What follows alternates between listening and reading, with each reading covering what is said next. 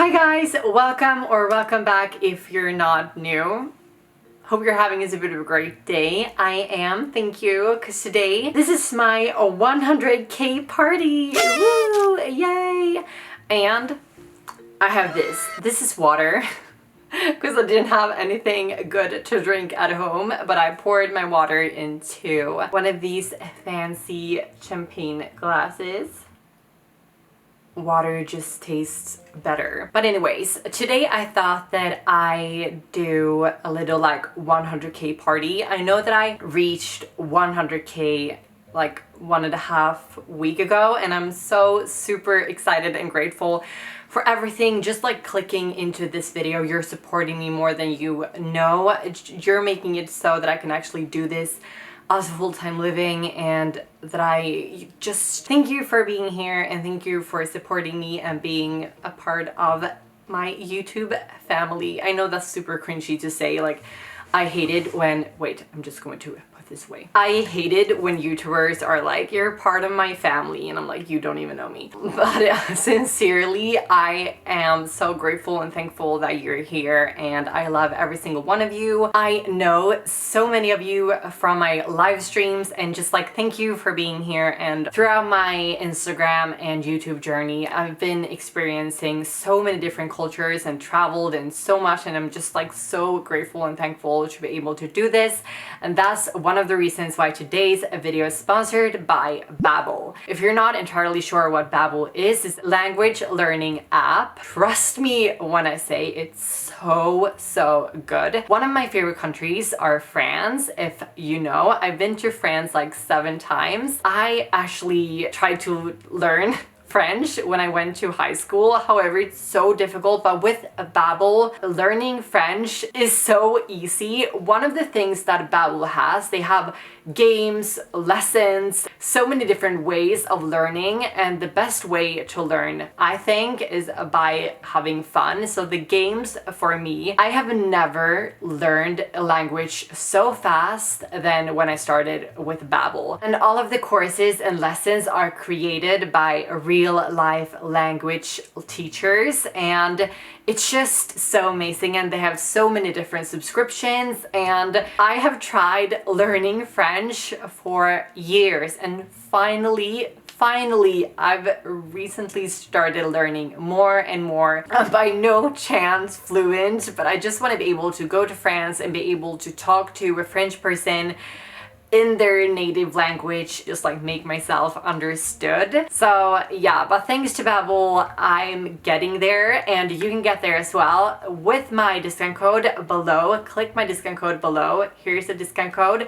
You will get 60% off their subscription. So click the link down below. Trust me, it's so fun. As I said, it's scientifically proven. You will be able to start learning a language in just 3 weeks. So click the link down below, 60% off, and trust me, you won't regret it. But yeah, thank you to Babbel for sponsoring today's video. And now, without further ado, let's get into the rest of my 100k party. And that kinda entails me just talking about my YouTube career, like things that has happened in my YouTube career, and I might spill some tea on some influencers that I've met throughout the years.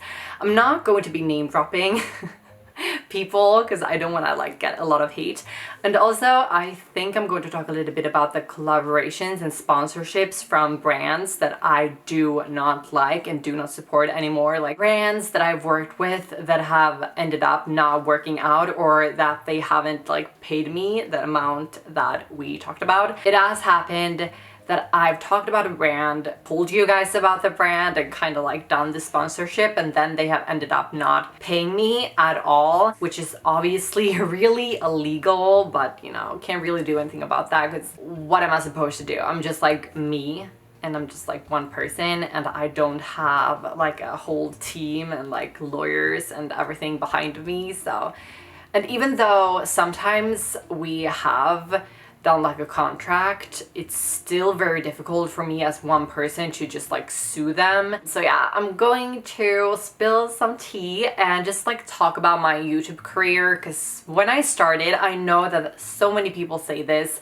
Obviously, when I started doing YouTube, obviously I wanted to reach 100K, but I just like didn't see it on my like manifestation board.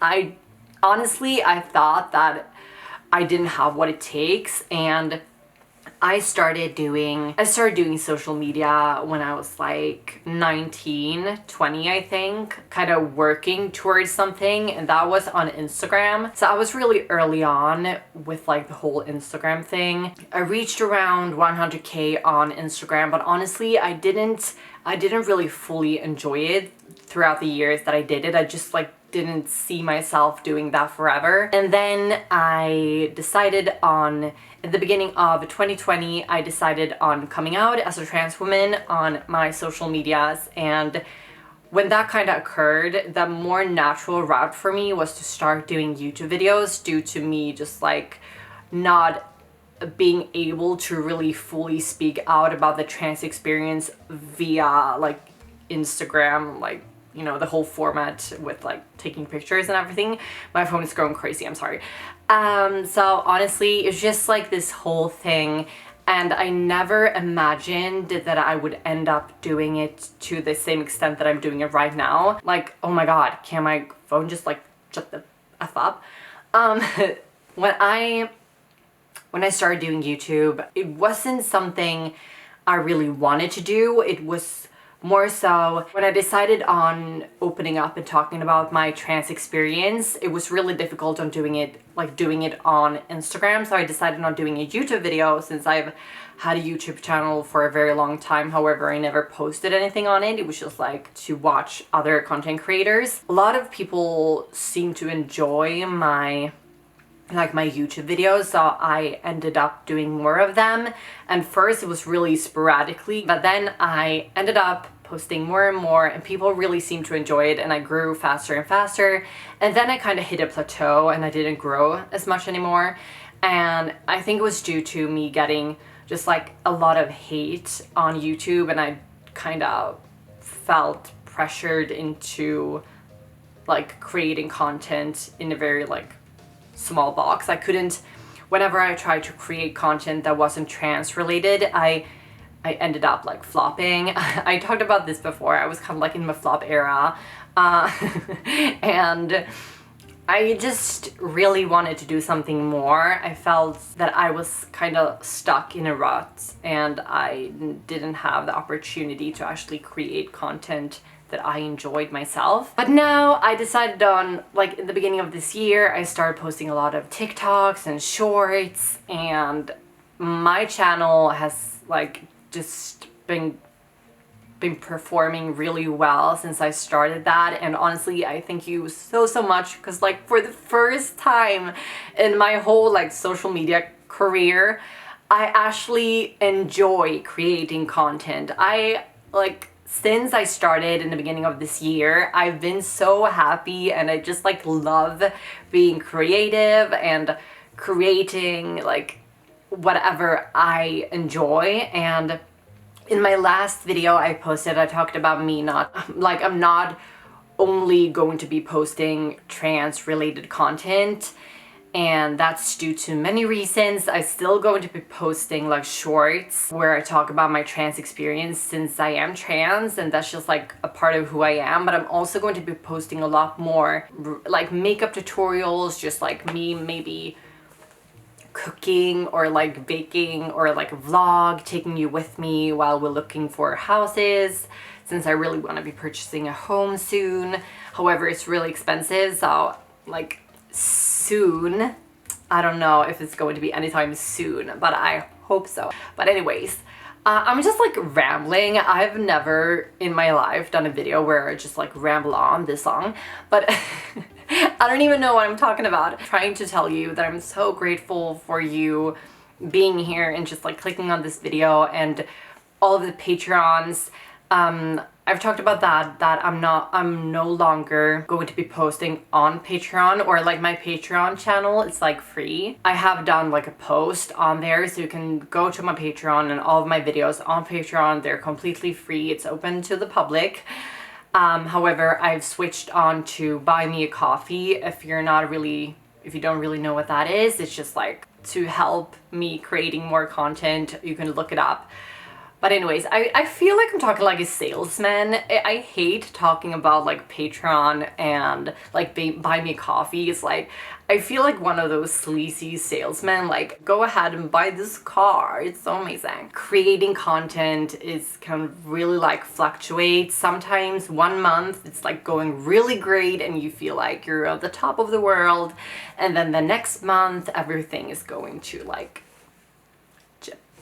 but yeah. Anyways, I don't even know what I'm talking about anymore. But what I was going to talk about in this video, there has been so many things happening in my life during these few years that I've been on YouTube, but also just like me coming into this whole new world.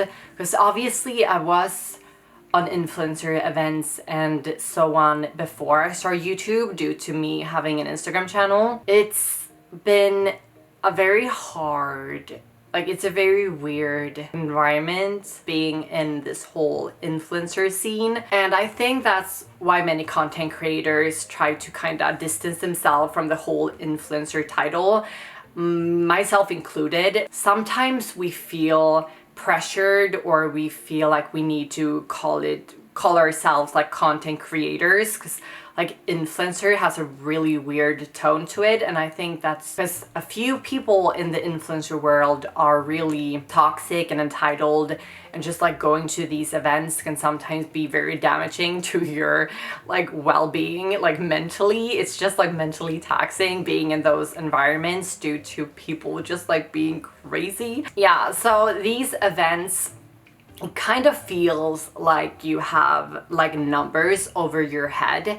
I 100% do not kid you when I say that sometimes they don't even ask for your name. They ask how many followers you have. After that, decide if they want to talk to you or not. So they like, how many followers do you have? Or like, what forum or what social media channel are you famous at? And sometimes you're like, oh yeah, I have 70K. And they're like, okay, that's cute. But it's such a weird environment, and it's just like not something I particularly enjoy. I hate that word.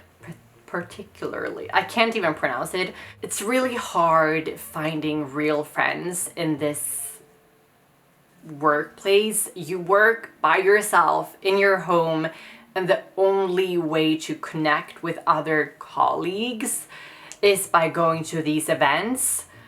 And it's just, I don't really enjoy it that much, to be honest. And also, I'm an introvert. I don't really enjoy big scenes and a lot of people in the same place. It's just not something I adore.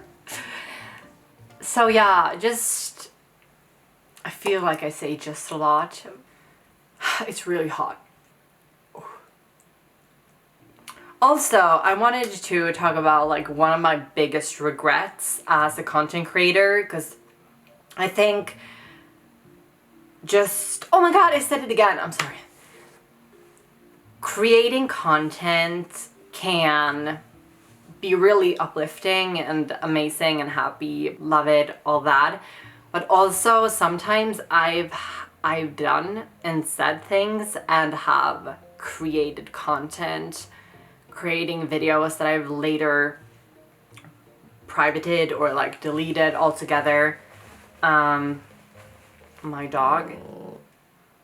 I'm sorry, my dog, he has brain damage. No, but I have created content and I have done things that I've later regretted. We always grow as people, but just seeing yourself, like posting a video or posting a photo that you've later just like, I don't feel like that anymore. It's such a weird thing, posting something online, showing it to thousands and millions of people, and then you later kind of regret that.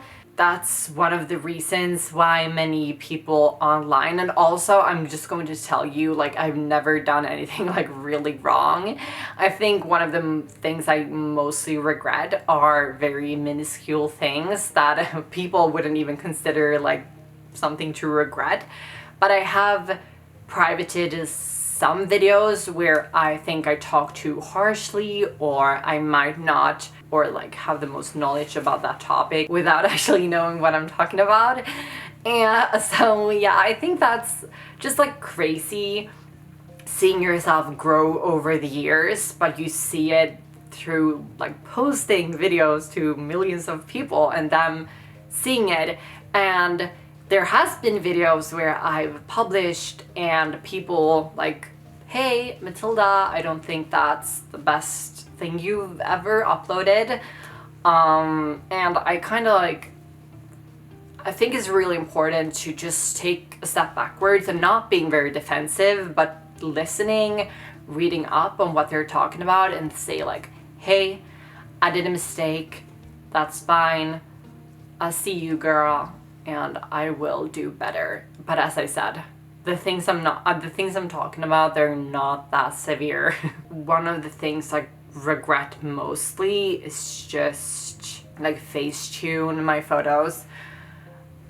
Obviously I have filters on my photos, but I don't edit my body anymore, and that's something I really regret, and I don't stand behind that anymore. Insane face tuning. Like it doesn't even look like myself. That's one of the things I really regret. And another thing I regret is, you know, Trisha Paytas. If you know who she is, you know who she is. And she posted telling her followers that she was trans, and I kinda talked about that, and it ended up, I think she's like non-binary. I don't really know. I think her pronouns are she, them, or maybe I'm wrong. I don't remember. Don't quote me on that. Don't comment me. I don't remember. Like, kind of questioning why she came out as trans. Even though I had some of the things I said were correct due to her not actually being really truthful in that video. She has come out herself saying that the things she said weren't really true, but she felt like she needed to say those things because she feel like she's more like gender fluid and she didn't really understand. Anyways, I'm not 100%, but she was like really back and forth with a lot of things that she said, and I shouldn't have talked about that because that's her journey, and it doesn't, I can't decide whether she's non-binary, gender fluid, or trans, like transsexual. Like, I can't really comment on anything about that.